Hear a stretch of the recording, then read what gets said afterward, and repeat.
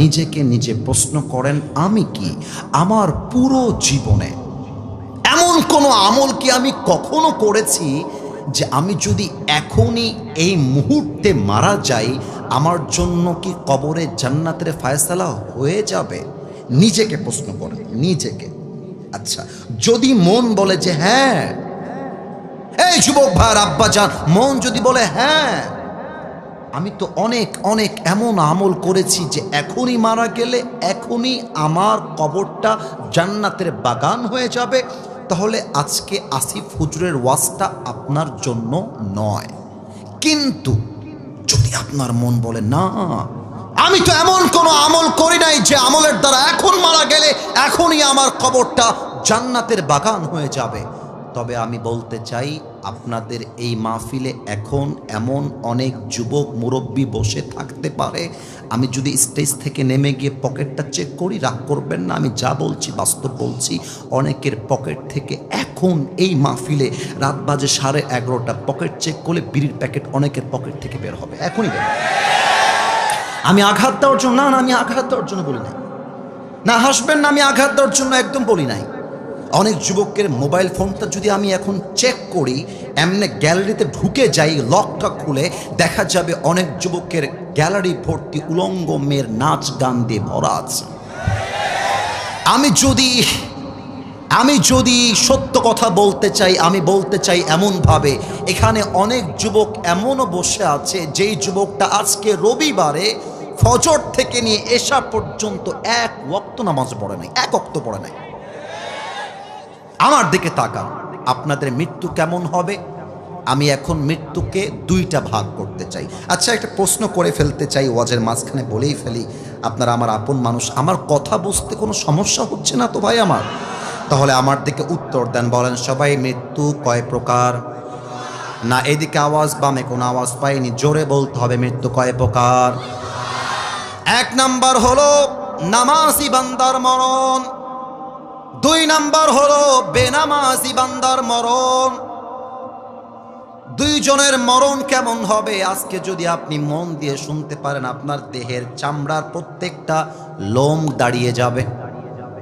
নামাজি বান্দার সামনে যখন মালাকুল মওত আসবে, আমার চোখে সবাই চোখ রাখবেন, কেউ যেন তার চোখ ডান বাম না করে আমার দিকে সম্পূর্ণ তাকায় থাকবেন। মালাকুল মওতের দেহের পোশাক হবে সাদা ধবধবে জুব্বা,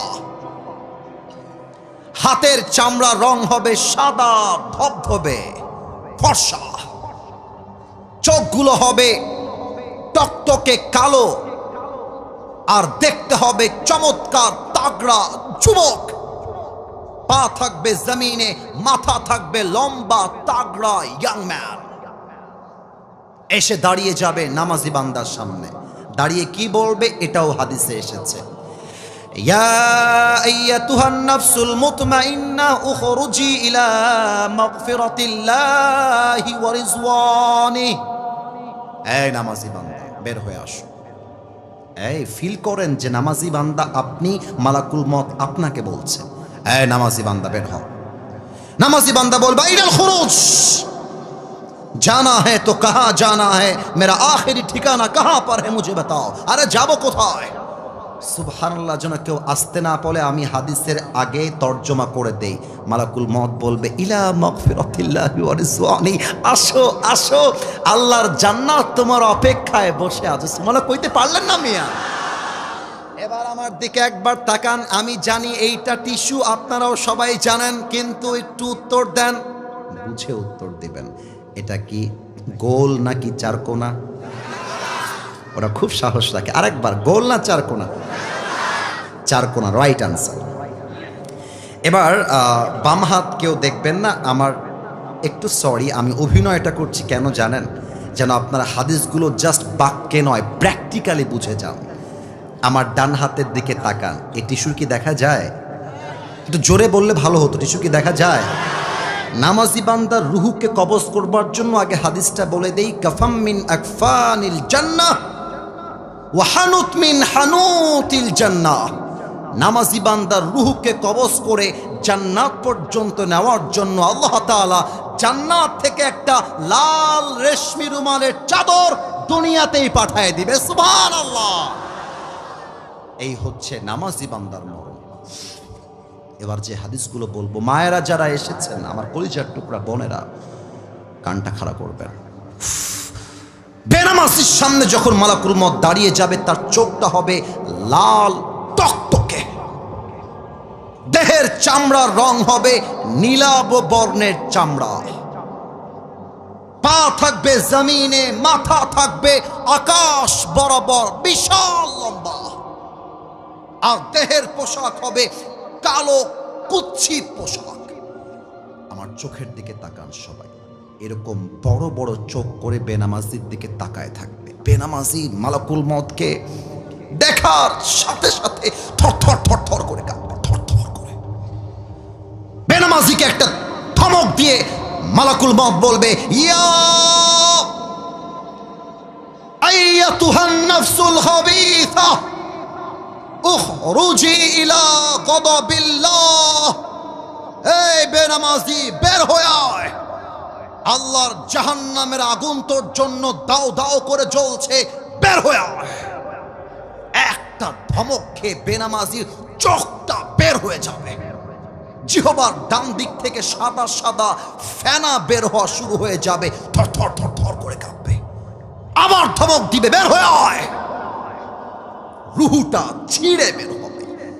হাদিসে আসছে, একবার ডান দিকে দৌড় দিবে, একবার বাম দিকে দৌড় দিবে, আর একবার পেছনের দিকে দৌড়ে পালিয়ে যেতে চাইবে। এবার look at my left hand, বাম হাত দেখেন। মালাকুল মউত তার রুহুটাকে কবজ করবার জন্য he will take his left hand just like step back. মালাকুল মউত তার হাতটা পেছনে নিবে, পেছন থেকে বেনামাজির রুহের দিকে একটা ধাওয়া করবে। রুহু যখন ধরে এমন ভাবে বের করবে, হাদিসে আসছে একটা জীবিত ছাগলকে যাবেহ না করে তার চামড়া কেউ যদি ব্লেড দিয়ে এমন করে ছিঁড়ে ফেলে, ওই ছাগলটার যে পরিমাণ কষ্ট হয় তার চাইতে কমসে কম 70 গুণ বেশি কষ্ট দিয়ে বেনামাজির রুহুকে কবজ করা হবে। বলেন সবাই নাউজুবিল্লাহ। আস্তাগফিরুল্লাহ। এই কথাগুলো শোনার পরেও কেউ যদি নামাজি না হয়, আমার মনে হয় আপনারা একমত হবেন কিনা আমি জানি না, ওর মতো কপাল পোড়া আর কেউ হতে পারবে না, ঠিক কিনা বলে? এই যে আমার টুপিটা দেখতে পাচ্ছেন না, আমার মাথায় যে টুপিটা আছে, আমি মাঝে মাঝে এগুলো ভাবি। আজকে বাঘায় আসলাম বলে, বাঘার মানুষ আমার আপন বলেই বলছি। আমার দিনের অর্ধেক দিন যায় গাড়ির ভেতরে, অর্ধেক দিন আজকে এখানে, কালকে ওখানে, দিনে এখানে, রাতে ওখানে। আমার এই যে জামাগুলো দেখতে পাচ্ছেন না, এই যে ব্লেজার, এই যে জুব্বা, এই যে টুপি, সব দামি। অহংকার নয়, শো অফ নয়, কথা বুঝবেন না বুঝে মন্তব্য করবেন না। এই টুপি আমি পাকিস্তান থেকে নিয়ে আসছি, এই জুব্বা আমি পাকিস্তান থেকে নিয়ে আসছি। এগুলো সব দামি দামি ব্র্যান্ডের জিনিস। আমি মাঝে মাঝে একা একা গাড়িতে ভাবি, কিরে আসিফ, তুই এত দামি জুব্বা পরেছিস, এত দামি পাঞ্জাবি, এত দামি ব্লেজার, এত দামি ঘড়ি, এত দামি টুপি, জাস্ট পেছন থেকে নওগাঁ হাইওয়ে হয়ে যাব, একটা ট্রাক এসে একটা ধাক্কা মারবে, একটা ধাক্কায় রুহ বের হয়ে যাবে, আমার দেহের সমস্ত চাকচিক্যময় জামাগুলো খুলে 3.5 হাত মাটির কবরে আমাকে সাদা কাফনের কাপড়ে প্যাকেট করে শুয়ায় দেওয়া হবে। এটার নামই তো দুনিয়ার জীবন, ঠিক কিনা বলে?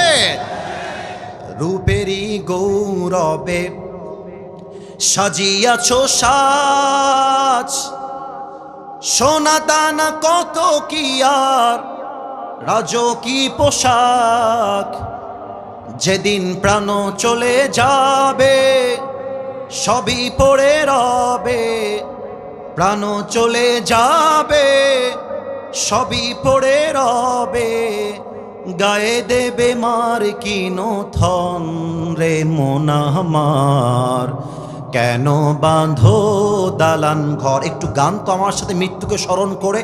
একদিন মাটির ভেতরে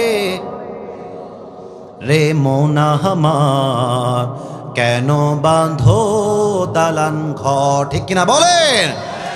দেহ তোমার চর্ম চর গলে পচে যাবে, শিরার উপর শিরাগুলি ছিন্ন ভিন্ন হবে, মঞ্জু মিরু দণ্ড সবই হবে খণ্ড খণ্ড, মঞ্জু মিরু দণ্ড সবই হবে খণ্ড খণ্ড, পড়ে রবে মাটির উপর রে মন আমার। গান আমার সাথে, কেন বাঁধো একদিন মাটির ভেতরে হবে ঘর, কেন বাঁধো দালান ঘর। ঠিক কিনা বলেন? আপনার রুহটা বের হওয়ার সাথে সাথে বাঘার এই জামে মসজিদে এলান হয়ে যাবে, অমুকের মা, অমুকের দাদা, অমুকের নানা, অমুকের নানি দুনিয়ার মাটি তার নাই। ফেসবুকে স্ট্যাটাস শুরু হয়ে যাবে, পোস্ট শুরু হয়ে যাবে, আমার ভাই নাই, আমার বউ নাই, আমার বাবা আর নেই, আমার মা আর নেই। সঙ্গে সঙ্গে আপনার জানাজার নামাজের টাইমটা এলান হয়ে যাবে। আপনি যখন মারা যাবেন সঙ্গে সঙ্গে আপনার দুই কাঁধে যেই ফেরেশতা ছিল সেই ফেরেশতার সব লেখনী শেষ হয়ে যাবে, আমল নামা লিখিত হয়ে যাবে। সঙ্গে সঙ্গে ওই ফেরেশতাদেরকে আপনার কাঁধ থেকে তুলে নিবে একজন, তিনি কে? আরো জোরে বলেন সবাই, তিনি কে? দুই কাঁধে ছিল যে তোমার দুইজনা পাহারা, তোমার একেরা থুয়া পালাইছে তাহারা, তোমার আট কুঠুরি নয় দরজা বন্ধ এবার হলো রে হলো মুখী, বলো আল্লাহ রসুল সবে বলো। একটু বলেন না, বলো আল্লাহ রসুল সবে বলো। দোয়ারে আইসাছে পালকি নায়রি গাও তোলো রে তোলো মুখী, বলো আল্লাহ রসুল সবে বলো, বলে আল্লাহ রসুল সবে বলো। ঠিক কিনা বলেন? এবার যখন রুহটা কবজ হয়ে যাবে, জানাজার নামাজ হয়ে যাবে, আমি একটা প্রশ্ন করব, হয়তোবা আমাকে 90% মানুষ ভুল উত্তর দিবে, এই জন্য আমি বারবার বলছি একটু ঠান্ডা মাথায় উত্তর দিবেন। এখানে আমার অনেক আহলে হাদিসের ভাইরা আছেন, তারা আমার চাইতে অনেক বেশি জ্ঞান রাখে, একটু বুঝে উত্তর দিবেন। বলেন তো সবাই, কবরে রাখার পরে মাইয়াতকে মোট প্রশ্ন করা হবে কয়টা? 4টা। এই তো বলেছিলাম না ধরে ফেলবে, ধরে ফেলেছে। 3টা প্রশ্ন নয়, মূলত মোট প্রশ্ন হবে 4টা। দেখা যাক আমার বাঘাবাসী উত্তর আবার করতে পারে কিনা। মোট প্রশ্ন 3টা না 4টা? এই বাঘার ভাইয়েরা, বলেছিলাম আপনারা সিংহ পুরুষ, সিংহ পুরুষের সাউন্ড এমন হয় না। আর একবার, 3টা না 4টা? মনে করেন আপনাকে কবরে প্রশ্ন করা হচ্ছে, আপনি উত্তর দিচ্ছেন, বলেন তো মার রব্বুক, আমাদের রবকে? যুবক ভাইয়ের আর একবার আল্লাহকে ডাক দাও, আমাদের রবকে? আল্লাহ আমার রব। বলেন না, আল্লাহ আমার রব। দমে দমে তুনু মনে তারি অনুভব, তোমার দুনিয়াতে আমি যেদিকে তাকাই অথই নেয়ামতে ডুবে আছি সবাই। পাখ পাখালির কণ্ঠে শুনি তাসবি কল রব, তাসবি কল রব। আল্লাহ আমার রব, এই রবই আমার সব। রবকে? এবার একটু আমার দিকে তাকান তো, এই যে এইটা আমার মুখে সাউন্ডটা একটু কম যাচ্ছে আমি জানি, এটা কি বলেন তো? এরা ধরে ফেলেছে, আপনারা ধরতে একটু প্রবলেম ফেস করেছেন মাইকের জন্য। আর একবার সবাইকে বলবো, এটার সাথে কবরের প্রশ্নের সম্পর্ক আছে, ডেফিনেটলি আছে। আমার মুখে এইটা কালো কালো কি? আপনারা বলেন তো সবাই মিলে। দাড়িটা আমাকে খ্যাত লাগতেছে আব্বাজান, যুবক ভাইয়েরা? আনস্মার্ট লাগতেছে? আরে আমার তো মনে হয় দাড়িওয়ালার মতো স্মার্ট পৃথিবীতে হ্যান্ডসাম আর কেউ হতে পারে না। অনেক মেয়ে দাড়িওয়ালা দেখলে চুলকানি শুরু হয়ে যায়। আমি বুঝি না যে মেয়েদের দিনদার পছন্দ হয় না, বেশিরভাগ মেয়েদের গাঞ্জাখোর ছেলে বেশি পছন্দ হয়। আমি কি বলি জানো, আমি জানি তোমরা আমার সঙ্গে ঠিক বলবা, তবু আমার বিশ্বাস আজকে তোমরা ঠিকটা অন্য জেলার চাইতে বেশি বলবা। আমার মনে হয় যে আমি আমার নবীর সুন্নাহ অনুযায়ী দাড়ি রাখবো, চাপ দাড়ি। যদি কোনো মেয়ে বলে যে আপনাকে দাড়ির জন্য না বিয়ে করতে পারবো না, আপনি বলবেন যে তোমার মতো মেয়ের জন্য আমার মতো দাড়িওয়ালা বীর পুরুষ পারফেক্ট হবে না, তোমার মতো মেয়ের জন্য বিটিএস এর হিজড়া ছাড়া সেকেন্ড কোনো অপশন আমাদের কাছে না। আরে যেই বেডি আমার দাড়ির জন্য বিয়ে করতে চায় না, সে তো আমার বাড়ির বউ হওয়ার যোগ্যতাই রাখে না। এবার বলেন তো, আমার নবীর মুখে লম্বা লম্বা চাপ দাড়ি ছিল কি ছিল না? আমার নবীর মতো সুন্দর এই তল্লাটে আর কেউ কি হতে পারে? চাঁদের চেয়ে সুন্দর তুমি নবী আমার কামলিহিওয়ালা, দো জাহানের বাদশা তুমি প্যারা নবী সাল্লে আলা, দো জাহানের বাদশা তুমি প্যারা নবী সাল্লে আলা, চাঁদের চেয়ে সুন্দর তুমি নবী আমার কামলিহিওয়ালা। সুবহানাল্লাহ কইতে পারলেন না আপনারা? এবার 3 নাম্বার প্রশ্ন, বাঘের বাচ্চার মতো আত্মগৌরব নিয়ে অহংকার নিয়ে বলবেন বাঘার মুসলমান, আমাদের ধর্মের নাম কি? আরো জোরে, আমাদের ধর্মের নাম কি? আমার ডান পাশে আমার প্রিয় ভাই বিএনপির নেতা বসে আছে, বাম পাশে আমার বিএনপির ভাই বসে আছে, মিডিয়ায় রেকর্ড হচ্ছে।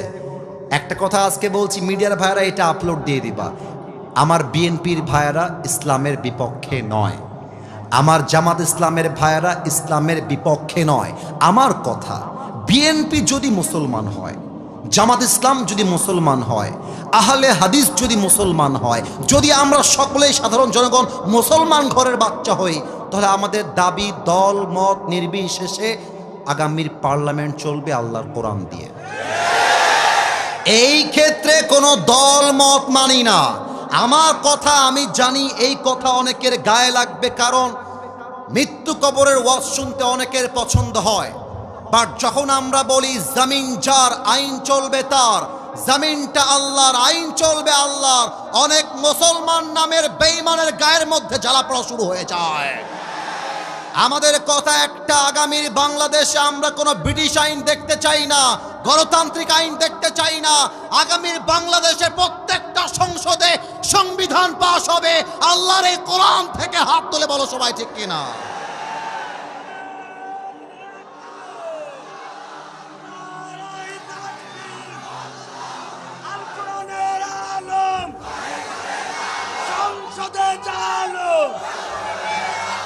আর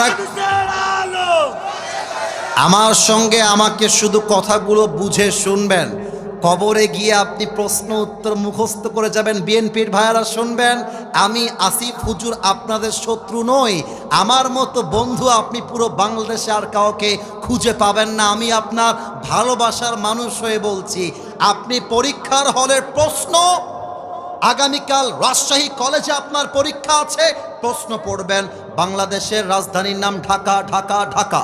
বাংলাদেশে সবচাইতে বড় সমুদ্র সৈকত কক্সবাজার, কক্সবাজার, কক্সবাজার। মুখস্থ করছেন, কথা বুঝতে হবে, মজা নয়, কথা বুঝতে হবে। আগামীকাল সকালে আপনি রাজশাহী কলেজে গেলেন এক্সাম দেওয়ার জন্য, আপনার সামনে क्वेश्चन पेपर चले आसছে। अरे बाबा यार जो मैंने पढ़ा था वही तो आ गया है। अरे जा পড়েছিলাম তাই চলে আসছে, বাস ব্রেন দিয়ে উত্তর দিবেন। বাংলাদেশের রাজধানীর নাম ঢাকা, বাংলাদেশের সবচাইতে বড় সমুদ্র সৈকত কক্সবাজার। মিয়া দুনিয়ার মাটিতে ব্রেন দিয়ে উত্তর দেওয়া যায়, বাট কবরে প্রশ্নের উত্তর ব্রেন দিয়ে নয়, ঈমান, আমল এবং চরিত্রের মাধ্যমে দেওয়া লাগে। আল্লামা সাঈদী হুজুরের নাম তো আপনারা এমন কেউ নেই যে শোনেন নাই। আল্লামা সাঈদীর কথা ছিল পার্লামেন্ট চলবে আল্লাহর কোরআন দিয়ে। তাকে 12টা বছর জেলখানায় নির্মমভাবে রেখে ইনজেকশন পুশ করে হত্যা করা হয়েছে। আমরা বলতে চাই, যদি সালমান শাহের হত্যার বিচার 29 বছর পরে হতে পারে, আল্লামা সাঈদীর বিচার যদি না হয়, বাংলার তাওহীদ মানতে পারবে না যুবক ভাইরা আমার। আল্লামা সাঈদী বলতেন, আমরা যখন বলি আল্লাহর কোরআন দিয়ে দেশ চলবে, আমাদেরকে বলা হয় পাকিস্তানপন্থী রাজাকার, আমাদেরকে বলা হয় মৌলবাদ। উনি একটা চমৎকার উত্তর দিয়েছেন। উনি বলতেন মৌলবাদী বললে আমরা রেগে যাই না, কারণ মৌল আসছে মূল থেকে। মূল মানে কোরআন, এই বুঝবেন, মূল মানে কোরআন, মূল মানে হাদিস, মূল মানে আল্লাহ তাআলা, মূল মানে হিজ লাস্ট মেসেঞ্জার মুহাম্মদ সাল্লাল্লাহু আলাইহি ওয়াসাল্লাম। অতএব তোমরা যারা আমাদেরকে মৌলবাদী বলে গালি দাও, আমরা সবাই মূলবাদী, তোমরা সবাই আগাবাদী। এবার বাঘাবাসীর মেধাকে জাস্টিফাই করতে চাই, উত্তর ঠাস করে দিলেই হবে না, বুঝে দেওয়া লাগবে। এই বাঘার ছেলে পেলে, গাছের আগায় শক্তি বেশি না গোড়ায়? আগায় না গোড়ায়? তো উনি বলতেন বেটা তোমরা থাকো গাছের আগায়, আমরা থাকি গাছের গোড়ায়। বাড়াবাড়ি বেশি করতে আসলে 16 কোটি মানুষ মিলে একটা ঝাঁকুনি মারবে, মামুর বাড়ি দিল্লি গিয়ে পড়বা, দিল্লি গিয়েই তারা পড়েছে। অতএব আগামীর বাংলাদেশে ইসলামকে মাইনাস করে যারা ভারতের দালালি করতে চাইবে, ওর পিঠের চামড়া একটাও থাকবে না আমার বাঘার ভাইরা। আমাদের ধর্মের নাম তাহলে কি? ইসলাম কি নামে না কাজে? এবার ফেরেশতা 4 নম্বর প্রশ্ন করবে, বলবে রে বাবা রে বাবা, এ তোমার বাড়ি কোথায় গো? তুমি এতগুলো উত্তর কেমনে দিলা রে ভাই? ওমা ইলমুক। এখানে অনেক আলেম ওলামা আছে, মাদ্রাসার ছাত্ররা আছে, আমি যদি ভুল করে ধরাই দিবা। ওমা ইলমুক, what is the source of your knowledge? তুমি এতগুলো জ্ঞান অর্জন করলা কই থেকে রে বাবা? তখন আমরা বলবো আমাদের জ্ঞানের উৎস একটা কিতাব। বলেন তো কিতাবটার নাম? মাশাআল্লাহ, আওয়াজটা 95 ভাগ এসেছে, 100 ভাগ আসতে হবে। কিতাবটার নাম? আরো জোরে, কিতাবটার নাম? এবার একটু ইমানের প্রশ্ন করছি, উত্তর দিবেন। বিএনপি বুঝি না, জামাত বুঝি না, ইসলাম হয়ে মুসলমান হয়ে উত্তর দিবেন। বলেন তো পার্লামেন্টে কোরআন চাই? আরো জোরে চাই? দেশ চলবে কোরআন দিয়ে, আমরা চাই। পার্লামেন্টে কোরআন গেলে কি হবে? পার্লামেন্টে কোরআন গেলে এই দেশে চাঁদাবাজি বন্ধ হয়ে যাবে।